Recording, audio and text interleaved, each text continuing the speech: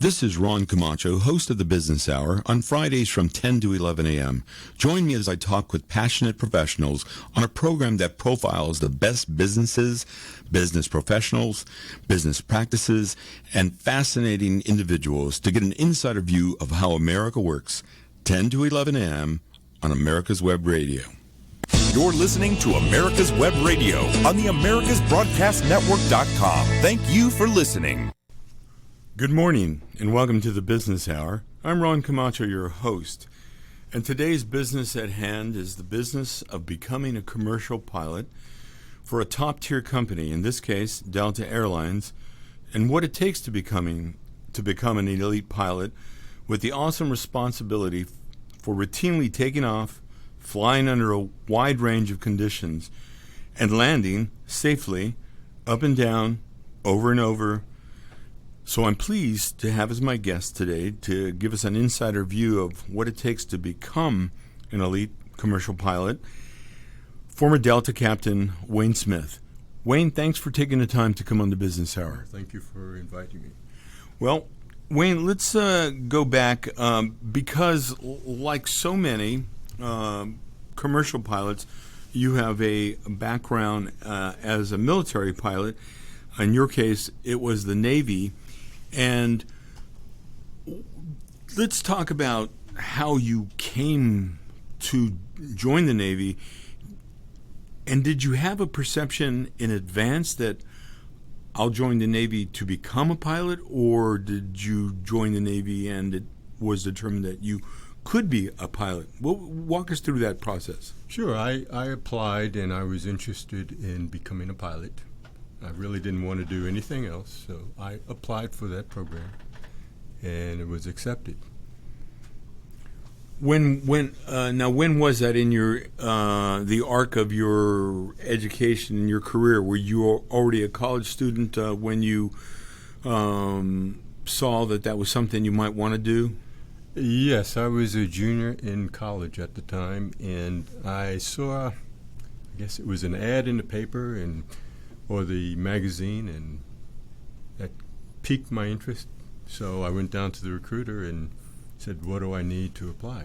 And he told me the steps that I had to do, and, started doing that. And next thing you know, I'm headed for Pensacola. Well, becoming a pilot in the military is a long shot. There are a lot of guys who enter almost all the branches with the hope that they could become a pilot, or in some cases with the intention only to be disappointed. But, there are Marines, there are Army, there are, of course, Air Force, and there are Navy potential pilots. But walk us through that process, because one thing you had shared with me earlier was that you went down to Pensacola, that they wanted to make sure that you knew what you were getting into. They wanted to demystify and deglamorize, if you will, the position of Navy pilot, being a flyer. Tell us a little bit about that. What was that experience like? Sure. Before they put any money and time into you, they wanted to make sure that you knew what you were getting yourself into. In the past, they had brought people down to Pensacola, and many of them would quit because they realized, hey, I'm not getting my jet on day one. I have to go through all this rigmarole, the marching, the studying. This is not fun. This is a business. So they wanted to weed those people out that were not serious. And if you decided that what you saw the first trip and you decided, yes, I can do this, then you came back after you graduated. So now you're in the naval training program, and also one of the things you pointed out to me was that there was basic military training that they wanted to instill in you a sense of discipline. This was the military, so that there were a lot of things other than the romantic notion of getting to fly that were a part of that training. Let's talk about that training. And how long was it before well, of course, you went into the classroom, but how long was it before you actually got to be in the cockpit? It was 4 months. You had to go through a 4-month school, and then you became commissioned as an officer. So during the 4 months, you were in the classroom for ground school, academic work, history, aeronautics. There was military training, marching, physical training, running, swimming, and so on. That took 4 months. Every day something was planned, and you had very little downtime, so they kept you hopping. Did you learn to parachute? No, we did learn to. The most we ever did was they put us in the bay and dropped us behind a boat. So how do you get out of a parachute if you ended up in the water? They didn't want to put all this money into you and then have you drown. Right. So they had you jump off like a 10-foot deck into the water, and then you had to release and get out. I guess since you weren't going to be an ongoing parachuter, or a ranger, they didn't need you to be doing the actual jumps. They probably could lose a lot of people that way too. Now let's talk about how that Navy training then prepared you to become a commercial pilot. We're even before we talk about the commercial dimension, I want to talk a little bit about what kinds of aircraft you learned to fly in the Navy. And I also want to talk about that whole other side that was the romantic side of flying, because there must have been a point at which there you were in the cockpit, maybe not in the second chair, but actually flying the aircraft when you went, woohoo, I'm flying a jet airplane. Well, I started out flying the T-28. It's a reciprocating engine. It's flying that as your first airplane. That quite a rush. I mean, it was a lot of power and somewhat daunting. But once you soloed, it was an exciting feeling to know that you did this all yourself. They do a great job at preparing you. It's just like learning any new skill. The small steps that leads to more and more steps and skills that you learn, and it just all becomes second nature almost. Well, I remember when I had started to take private license lessons before I came to Atlanta. I was in a Cessna 210, and I remember the first time I got to take the controls, that it was both exhilarating and scary. Absolutely, yeah. You do your first loop, and it's a wow. But yeah, it becomes routine after a while. But still, the sense of thrill never really leaves you. Well, tell us a little bit about, as much as you can, about your tour and your mission, and what kind of aircraft you were flying. Well, in the Navy, I ended up flying P-3s, anti-submarine warfare. And at the time, during the Cold War, we were chasing after Soviet submarines. And that was a real-world mission, and it was exciting. Not only did you get to fly, but you also got to use your airplane as a platform. Essentially, that's what it was, to do the job, to complete the mission. And tell us a little bit about that, because, and I'm going to ask first, are we still using aircraft in the same way? Are we still have tracking P3s? Submarines? We still have P3s, and now the follow-on to that is the P8, which is a 737 variant, and they do that now. But they still have P3s that they use. Who makes a P3? Well, Lockheed. It was made by Lockheed. They don't make them anymore. I think, believe, well, Lockheed has been bought out, I believe. But Lockheed made the... Yeah, Lockheed Martin, I guess, is the larger company. company. Lockheed Electra, the commercial version of it. And so now it's a 737, is that what you just said? Well, now they've they're migrating over to the P8, which is basically a 737. So You've had a tour with the Navy, and while you were a pilot with the Navy, did you look ahead? Did you think maybe I'll make this a career, or were you looking ahead to when you were going to leave the Navy and that you might possibly have a career as a commercial pilot? Because not all military pilots become commercial pilots, but walk us through how that evolved for you. Well, it certainly is an option, but at first I thought, as long as I'm enjoying it, I'll stay in. But I think after my tour in P3s, I ended up as a recruiter, and I decided then that, okay, I've had enough Navy, time to get out. But then I was not really looking at commercial aviation. In fact, I decided not to. I lived across the hall from two Air Force guys that had gotten out of the Air Force and flew at the time for a Pupil Express.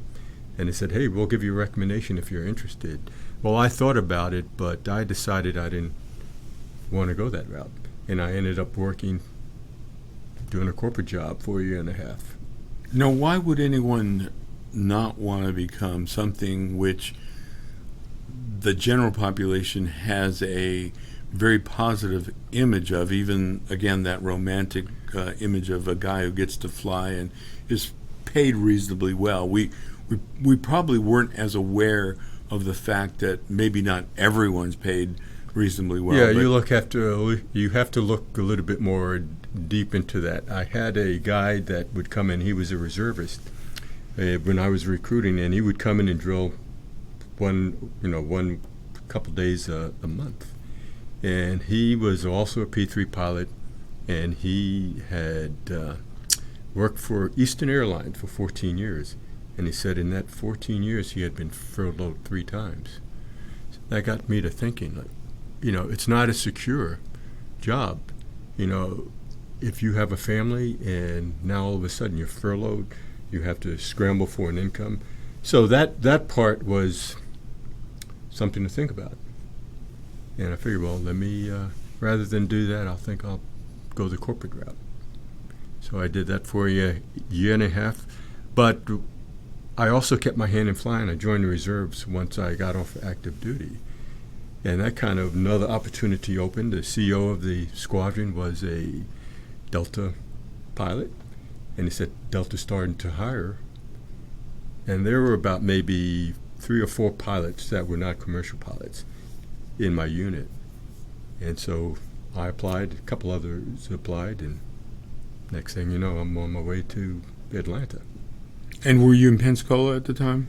No, I was working upstate New York at the time. So as you fly different aircraft in the military and then later commercially, for every new aircraft, is there a lot of training involved? Are you in a simulator initially?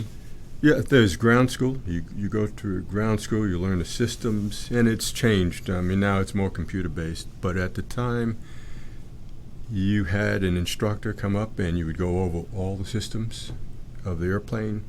Then you would get into the simulator. After that, it would take about a month. So you would go through the ground school, then go through the simulators, then go on the line, and with a pilot to check you out. And then once you qualified, you're good to go. So you operate on the line. And you go through this process with each every school, changing every airplane aircraft that you move up to, you go through that process. We're going to be taking a break, and we're going to have Wayne tell us more about his experience in transitioning from the military into a commercial pilot. We're here with Wayne Smith, a former captain with Delta Airlines. We're going to get an insider view of what it takes to become a pilot and what the life of a pilot is like on the job. We'll be back right after this break. 45 years of experience is behind the most trusted name in auto transportation. Passport Transport, the first and finest today. That's why Passport Transport is the preferred auto transport for major auto manufacturers, concours, museums, tours, and collectors, and should be your choice from across the state to across the country. When you have the need, go to passporttransport.com and enjoy the peace of mind referenced experience will give you. Passport Transport. Whether cruising the strip in a 57 Chevy or taking the family on a vacation in a 71 Oldsmobile Vista Cruiser, you need to tune in to Classic Cars with Steve Ronaldo and Jim Weber every Saturday from 8 to 9 a.m. on americaswebradio.com. The disease of addiction is a life-altering challenge, not just for the person suffering its effects, but also for the family and friends who support and love the one caught in its grasp. What should be the course of treatment? Who is the best person to render treatment? And what is the best place to go for the care that is needed? We know that you want answers to these and many more questions.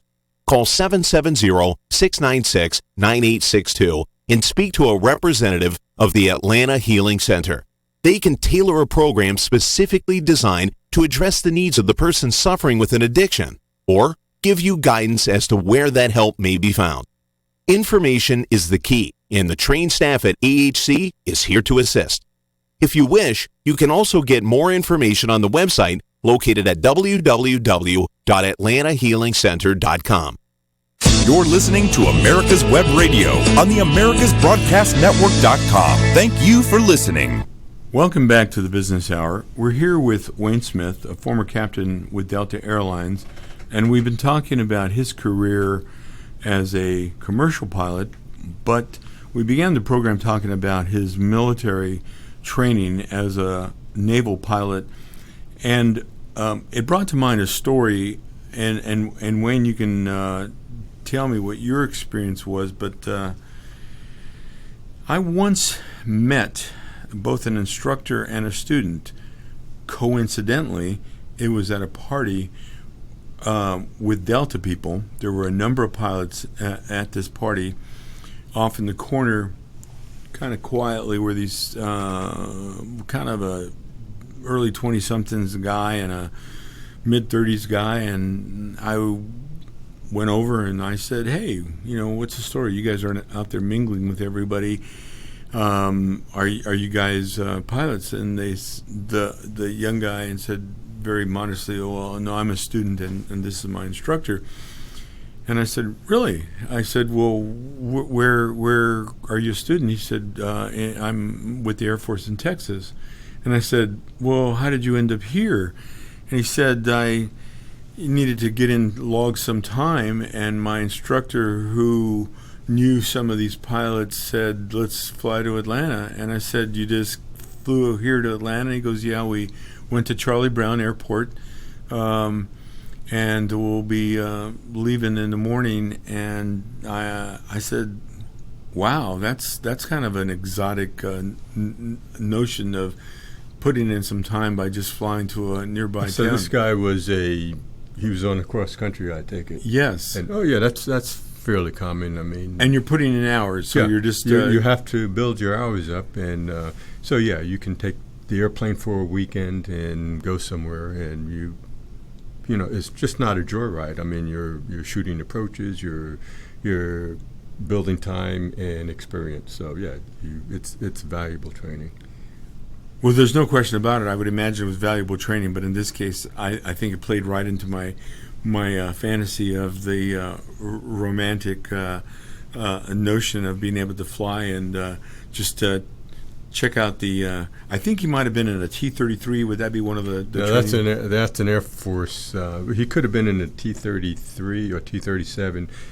It depends on how long ago that was. Could have been a T-33, a T-37, or a T-38. Yeah, I think at the time it was several years back, and I think he said it was a T-38, and they in fact invited me out to, if I wanted to come out to Charlie Brown Airport, which for listeners outside of Atlanta or outside the country, there's an airport that's on the edge of the city of Atlanta. And it's a private, small airport. Obviously, there's clearance for military aircraft. But they said, "Yeah, we're expecting a cloud ceiling, and so we're going to do close to vertical takeoff, and we want to practice that maneuver of punching through the clouds. You say, want to come over, it'll, you won't see us for very long, but it'll be kind of dramatic." Sounds like a little showboating, maybe? Yeah, no question about it. It was the instructor who was saying, sure. I'm going to take him through that maneuver. And because the young kid was a very modest, and in fact, I've always come to regard most military pilots, even though there can be some guys that are maybe a bit cavalier, I think a lot of pilots have come to have respect for the position of being an American military pilot that is responsible for keeping America safe and being in this position where you're flying a multi-million-dollar aircraft, no matter what the aircraft is, and certainly as you move up in the ranks and you're flying larger and larger aircraft, you are flying multi-million-dollar aircraft. And I kind of like to think that the military in general, but particularly our pilots, are overgrown Boy Scouts, with all the right properties of a good Boy Scout. And this kid, I remember, he was modest, and yet he had a certain confidence. And I think you have those same qualities, Wayne. I've known you for actually a few years, and I think you have always been respectful and appreciative that you got a chance to fly as a military pilot. And so now we're transitioning to your time with Delta Airlines. And as you said, you applied directly to Delta, so you didn't spend time at a small airline company. You got to go work with a giant. And tell us about any training that went into preparing you for flying with Delta. And were they shorter regional flights? No, not at all. I started out as a 727 flight engineer. This is back in the mid-'80s. And you go through ground school just like anywhere else. You start at the beginning.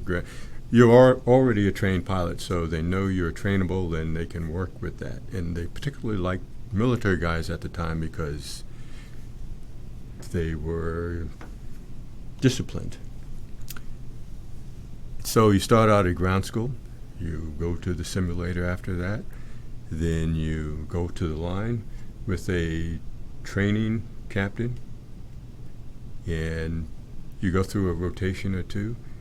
And then once you successfully complete that, then you fly the line. I'd never thought about this, but are you putting in time as well in the actual aircraft before you have passengers? Are there flights that you have? No, once you're qualified through the simulator, then you go with a training captain or first officer, whatever the case happen to be, and he follows you, and you have paying customers on board. So you're already qualified because you get your qualifications via the simulator. I see. Now, you sort of addressed this when we talked about the first time you got to fly, but as a commercial pilot, because the aircraft are considerably larger, is that correct? With 727? Yeah, they're larger, but an airplane is an airplane, and similarities for all of them. So yeah, you have the basics down, and it's just another airplane. Was there any excitement to having your first flight? Again, a daunting task in that you are responsible for the safety of what could be hundreds of passengers, but at the same time, you're getting to do something which, again, the rest of us on the outside see as exciting. Do you have an opportunity to have fleeting moments of excitement? Oh, sure. The takeoff and the landings were always exciting. I mean, you always got a rush from doing that. It never got old for me. So, and then eventually, I would imagine that there is a point where there's a certain routineness, might not be the right word, but you have acquired skills so that you know that you're going to be able to take off and land with relative ease, and in that sense, would you say Sure, routine? it does become routine in a way because you've done it so many times that it's just a second nature to you, and it's... Do you have to prepare your mind to adopt a mindset of staying cool under a variety of circumstances? Well, yes, you always have to be mentally prepared, especially what happens if. What do you do? What's your plan B? What's your plan C? You always remember to fly the airplane, navigate in communication just like they taught you back in flight school in the Navy or wherever you learned. It's always fly the airplane first, navigate, and then talk about it. Are the major factors that you have to be somewhat or very prepared for mechanical failure, the weather, and these days terrorism is a real aspect to have to be concerned with, probably much less when you started. But tell us a little bit about how you prepare for the possibility of mechanical failure, for extreme weather, and for acts of terrorism. And we'll start with mechanical failure. Sure. Before every flight, you do cover a brief. You brief the flight attendants. You brief the other pilots. This is what you do in case of this. It doesn't have to be overly long, but it's thorough, just so that everyone is on the same page. And this, you're trained from, we go to the simulator every 7 to 9 months, and they constantly drill that. You contingencies, emergencies, abnormal situations, things that you hope you never see on the line, but if you do, you can handle it. Things like, and we're still talking about mechanical failure, or in today's world, you have such sophisticated avionics that it could be electronic failure, and really that's got to be a situation where you can have faulty. In the past, maybe electromechanical instrumentation, but these days programming. And we know that that's been a question in a couple of situations over the last couple of years is problems related to software. Do you actually spend time in the simulator practicing one engine out, two engines out, all the time, all engines out? Well, you only have two engines. You usually, I think Delta only has 2 engine airplanes now. So yeah, there's a few with 3, right? Not anymore. We got rid of all. Okay. Those. Yeah, it's just about every time you practice losing an engine on takeoff. Just at the point where you have to go flying. If you lose an engine early on in the takeoff roll, you stop on the runway. After a certain speed, you have to go flying, and they want to see how you handle that. We're going to be taking a break here, and when we come back, I'm going to ask you about how you prepare and whether or not you had any experience with extreme weather conditions, and maybe have you touch on a little bit on what currently they're doing to train pilots for acts of terrorism, which has become more of a reality than ever before. We're here with Wayne Smith, a former captain with Delta Airlines. He's been sharing with us an insider view of what it's like to be a commercial airline pilot, and an insider view of that whole career. We'll be back with Wayne right after this break. Your auto love and investment demands the best, and for 45 years, Passport Transport has been meeting those demands. From manufacturers to the one-car collectors and all other facets of the auto industry and antique auto hobby. The first and the finest with unequaled service and peace of mind. Passport Transport, your auto transportation company. Contact PassportTransport.com with your need today. Passport Transport. Quick Stakes, that's Q-U-I-K Stakes, are not just for surveyors. They are great for family and community gardens. Go online to www.quickstake.com or contact your local land surveying supply dealer and get you a box of Quick Stakes. You'll love them every year when you plant your garden. Again, that's Quick Stakes, Q-U-I-K Stakes, the truly preferred way to stake and identify what's in your garden now.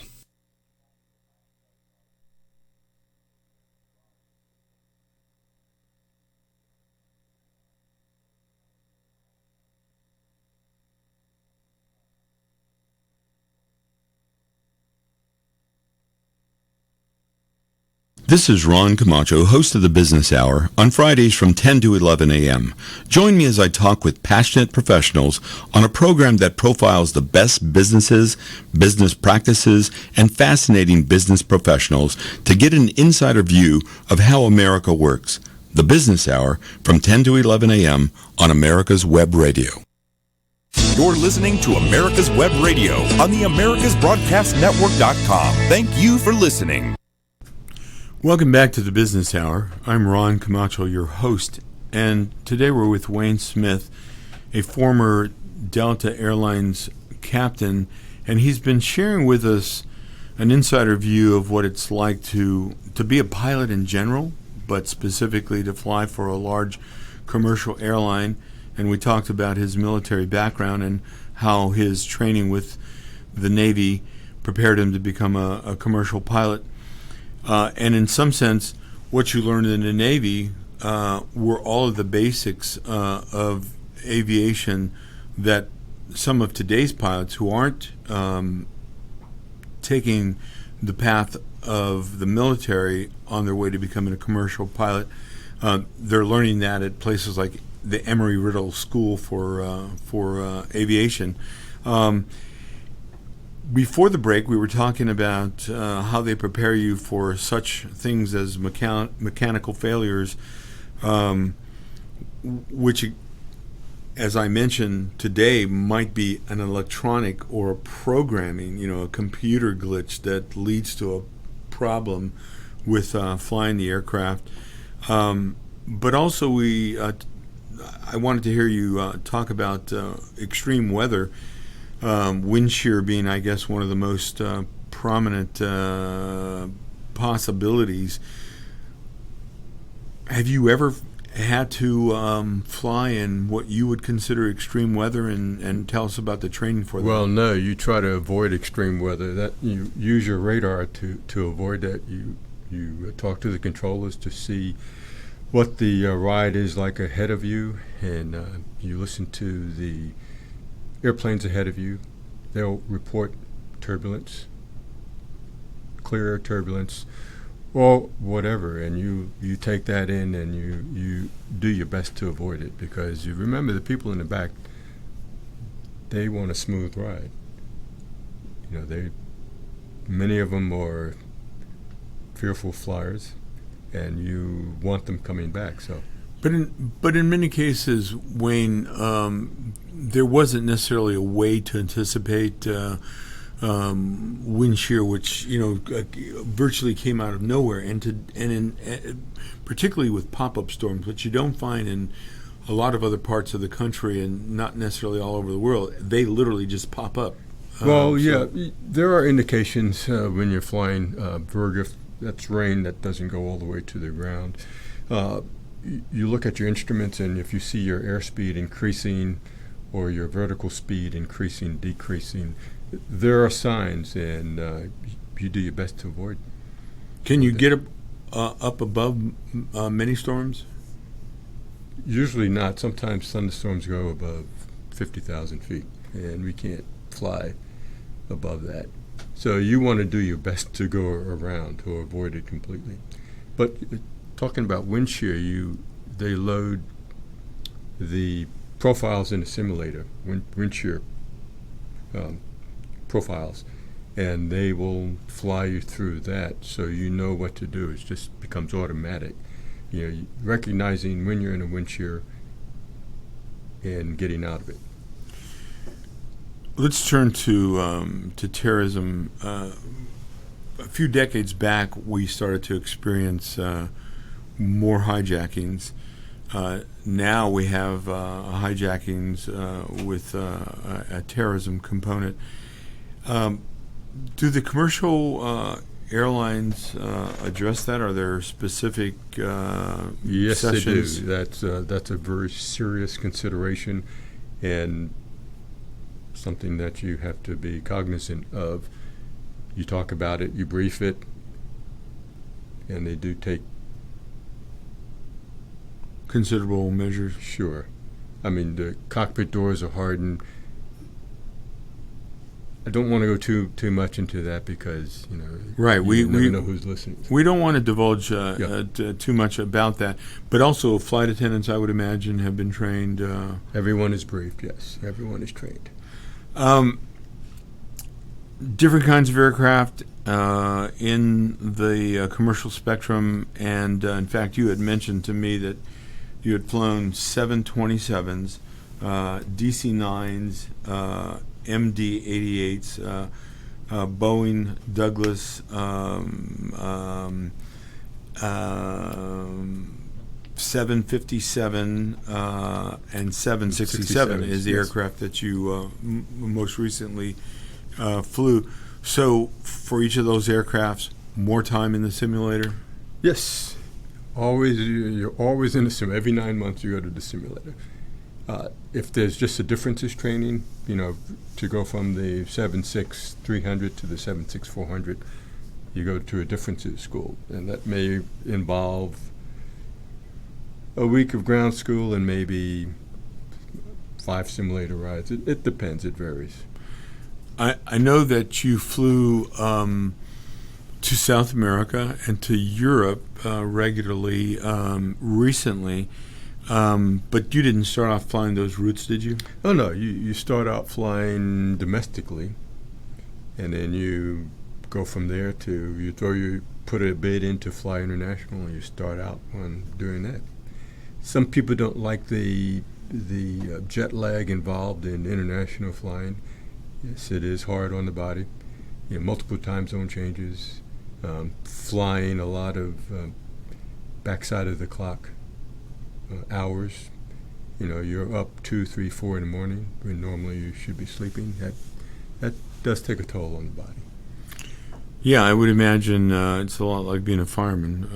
Maybe a little less hectic in that you're not always called in the middle of your sleep cycle, even though it's disrupted by getting up really early at dark 30, if you will, but so that you could maybe approach a normal, if you can call it that, go to bed early to get up early. Whereas if you're a fireman, it didn't matter. You could be awakened once or twice, 3 times in the middle of the night, but I would imagine it's always a possibility. It's a situation a lot like with the sleep cycles for firefighters. Did it bring you comfort knowing that you worked for a large commercial airline like Delta? That I've always had the impression, and I also got the opportunity to tour one of the maintenance hangars, maintenance facilities. But I had the impression even before I saw firsthand that there was this really top-notch, like I would know otherwise, but what appeared to be surgical operation for maintaining the aircraft. It's got to bring a little measure, maybe a lot of a measure of comfort knowing you work for an airline that puts the emphasis on maintenance the way Delta does, and also has the resources. Because it doesn't matter if you have it as a high priority, but you don't have the resources to put the manpower and to buy the parts and to keep the planes mechanically sound. Well, yeah, it is a comfort, and they do a professional job. And it's most airlines, though, they do have to comply with the FAA and the Federal Air Regulations. So yeah, they're all going to meet the minimum safety standards. But I think Delta is. I'm partial to Delta. They do a fantastic job in keeping the airplanes airworthy. Yeah, my impression is that they're as good as any airline in the world. You know, there's various ratings that airlines get for the experience overall, but in terms of safety and in terms of maintaining the aircraft and in terms of the overall quality of the flights, I have the impression that it's a lot of top-notch people, both on the flight side, pilots, attendants, the mechanical engineering and maintenance, and you can't have that without the suits being pretty sharp as well. I'm going to go back and ask you a little bit about airports themselves. I would think that some airports are a little bit more of a challenge to land and take off in.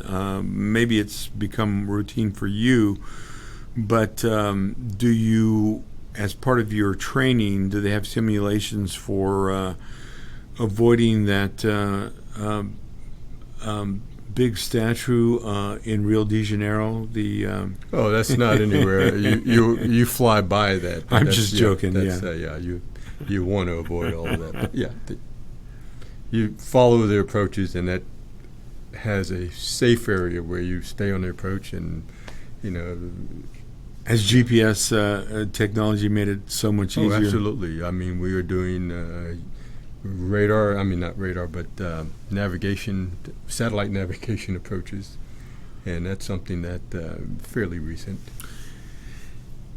Tell me about geese, about birds in much the same manner as Captain Sully Sullenberger had to land his U.S. Airways flight 1549, put it down into the Hudson. I've heard from pilots that birds in the engines can be a real problem, and in the case of that flight 1549. Did you ask yourself? Do all pilots kind of ask themselves, "Well, I wonder how I would have dealt with that"? Of course, that's just sure they all do that. And first of all, he did a fantastic job. He ditched the airplane in the Hudson River, and lost no people, and that's incredible. Yeah, in your opinion, he deserves all the recognition for that. And have you ever encountered a flock of birds? Oh yeah, I've had bird strikes before, and that just comes with the territory. Birds fly as well as we do, and you hope that they miss you, but sometimes they don't. If they end up in the engine, yes, they can do major damage. We're going to be taking a break again. We've been talking with Wayne Smith, a former captain with Delta Airlines, about his career, a long career with Delta Airlines, from which you recently retired. And when we come back, I want to talk to you a little bit about whether or not there are other aircraft you wished you could fly, either fighter planes or other commercial aircraft.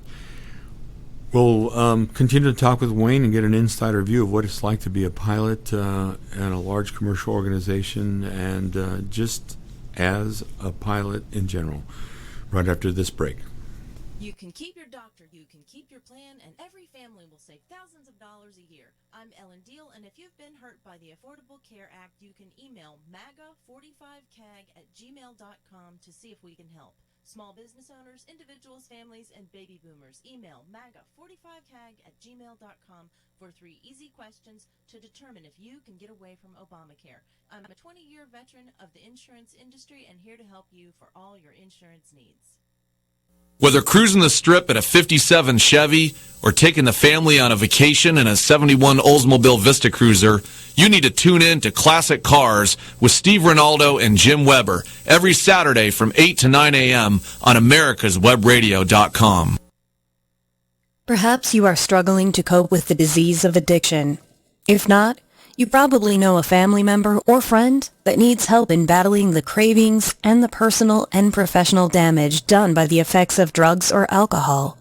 Get a pen and paper and be ready to write down the following.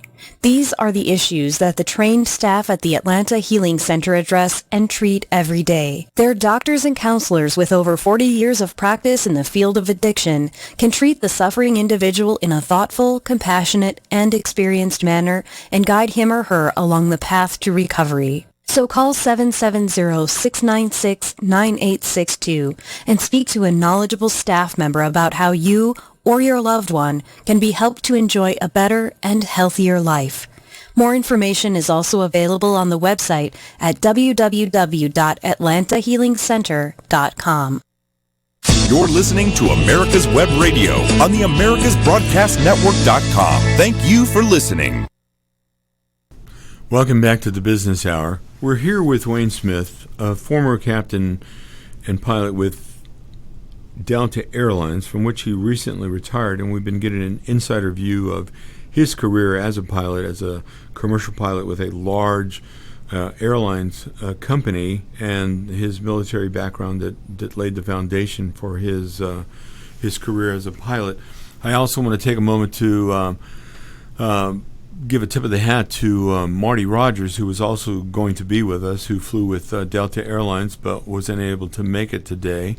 We did have Marty on the program some years back to tell us a little bit about his career and also his time working as a tour guide in Glacier Park, which was a fascinating new direction to take for Marty.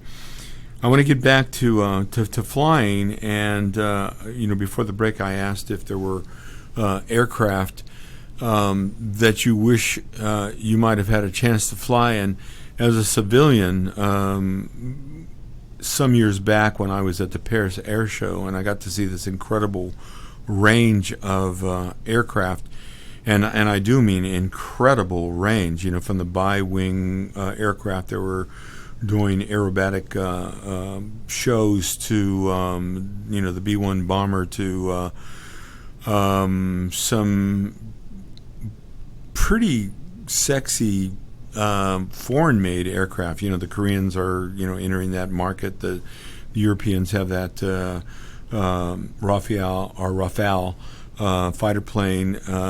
And did you ever want to, or do you sometimes look at some of these exotic aircraft much the same way that car drivers look at exotic cars and think, boy, that would be fun to fly? Yeah, I think it would be fun. A lot of those airplanes. I think now, though, my idea of fun is, I think being a bush pilot up in Alaska would be. In a plane that you can really fly. Sure, yeah. That would be, affordable, and it's, Alaska's beautiful. The scenery is just, that would be fantastic. Well, that isn't out of the question because you're a relatively young man as retirees go. So flying I'm in the geezer hood, yes. Well, but flying a bush plane, in fact, let's talk about it for just a moment. Assuming you wanted to fly a bush plane, I would imagine you can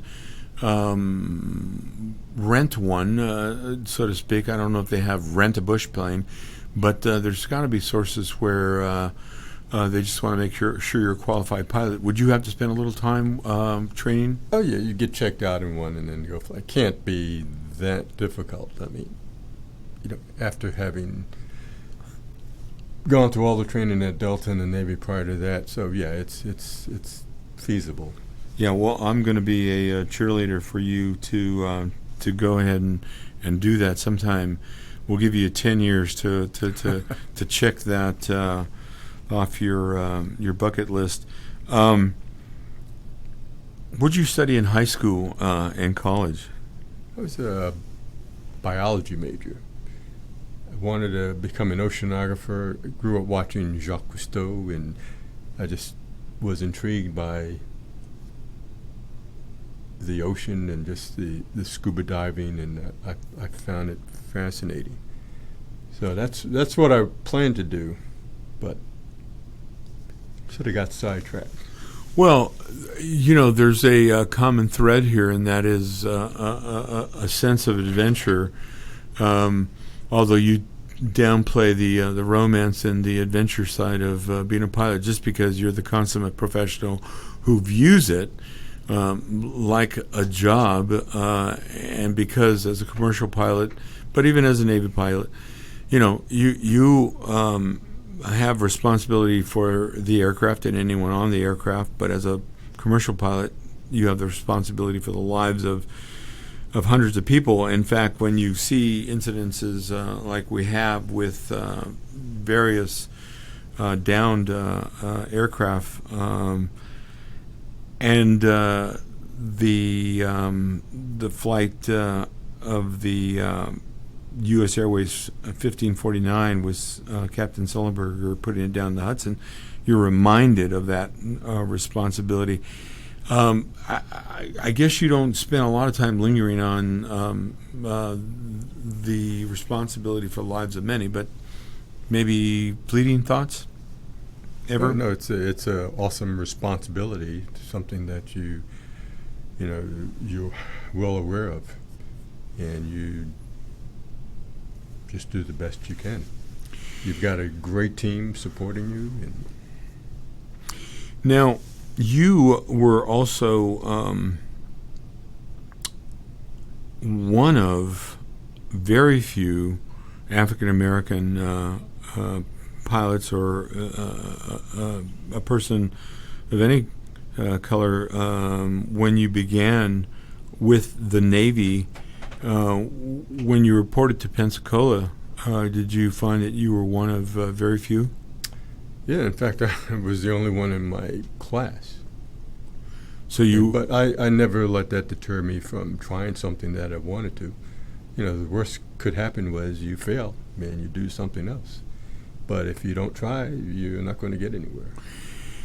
And in fact, again, because you've approached this so professionally, it's either something you're going to succeed at or not. And if there were any hurdles to get over discrimination-wise, I would imagine you just handled them matter-of-factly, routinely, Sure. and moved ahead. But have you ever reflected on how you had, like, the Tuskegee Airmen that kind of paved the path? Oh yeah, I mean, it's what they went through was incredible, and I figured anything that I go through is simple compared to what they went through. So yes, they did, and I am grateful for them for finding a pathway. Yeah, there's quite an amazing group of pilots, and their story has been told in a few different versions. I would encourage anyone who wants to learn more to, get a hold of one of the movies or read a book. What advice would you offer? Because we talked about the military as one direction that you could take, where you could become a pilot and get top-notch training. You have programs like Embry-Riddle. Are there many programs like the Embry-Riddle program down in Florida? Yeah, there are more and more, and if I were to do it all over again, I think I would go through the civilian way now. I wasn't aware of it at the time, plus the cost was prohibitive. Now it's still expensive, but many universities have aviation programs. Auburn has one. I know Purdue, University of North Dakota. They're all around the country. I would go through that and build your hours, become an instructor, go on to a regional after that, and then move up to the airlines. It's a lot quicker time to the major airlines going that route. as opposed to the military. The military, the obligatory period after your wings has gone up. I think it's 10 years now. When I was in the Navy, it was 4.5 years after flight school. So it's gone from 4.5 years to 9 or 10 years. I'm not exactly sure. That's a long time to think about and obligate yourself for. Usually, if it's in the military, you're halfway to retirement. So oftentimes they'll just stay in for the retirement. And is that something that you had thought about for even a moment? Staying, it was a possibility. It was an option, but always keep your options open. And I decided at the 8-year mark was a good time to get out. But I stayed in the reserve, so. I'm going to turn to a whole other dimension here because, most people that are successful, actually I shouldn't say most, but it may be more than 51% of successful professionals have the support system. And I know, I want to give a tip of the hat to Alice, your wife. I know she is a source of tremendous support, and you grew up with two lovely daughters. Has that always been this source of strength, or did palpable support in your life? Oh, absolutely. My family was my rock, so to speak. Anytime I had hard times, I mean, they're there. They were there to support me, encourage me, and that is what I needed. Because no one can do it by themselves, and just to have their encouragement and their, it could have been just a letter, it could have been a phone call that said, keep at it. You can do it. That made a huge difference. How long have you been with Alice? Oh, we've been married 35 years. So I met her in the Navy. She was a Navy nurse. So I have to be very grateful for what the Navy. Oh, yeah. Well, nurses are a special breed unto themselves, caring, giving, knowledgeable professionals who can take care of you for the rest of your life. Another tip of the hat. Well, maybe she'll hear it. Well, Wayne, I want to thank you for taking the time to be on the Business Hour. Thank you, Ron. It's been my pleasure. We've been listening to Wayne Smith, former Delta Airlines captain, sharing with us the insider view of the career of a pilot recently retired. You've been listening to Business Hour here on America's Web Radio. We're on Fridays from 10 to 11 a.m. Eastern Time. Have a great weekend. We'll see you on the radio and internet next week. You're listening to America's Web Radio on the AmericasBroadcastNetwork.com. Thank you for listening. If your health insurance premium is more than your mortgage, Ellen Deal with Ideal Solutions is here to help. Whether you're a small business owner, individual family, or baby boomer, email maga45cag@gmail.com and I'll respond with 3 easy questions to help you determine if you can get away from Obamacare. As a 20-year veteran of the insurance industry, I'm here to help